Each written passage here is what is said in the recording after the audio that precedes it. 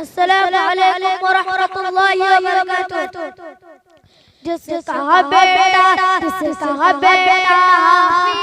कुरान हो गया, जिसका बेटा हाफिज़े कुरान हो गया, फिर तो समझो उसका बेड़ा पार हो गया।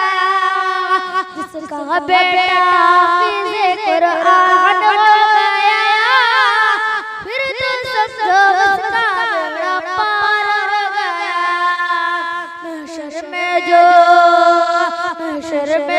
बख्शिश का सामान हो गया, फिर तो समझो उसका बेड़ा पार हो गया।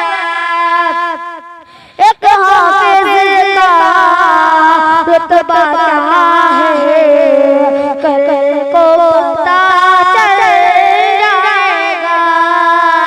एक हाफिज़ का रुतबा क्या है, कल को पता चल जाएगा।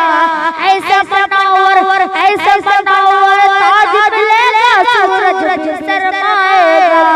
अल्लाह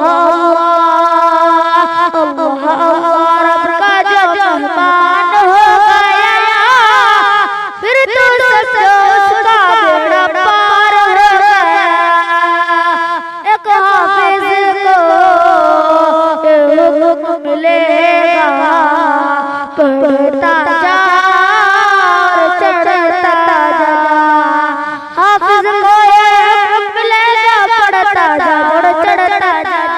अपनी मंजिल की जानिब तू बढ़ता जा। ठहर जहाँ बस यही मकान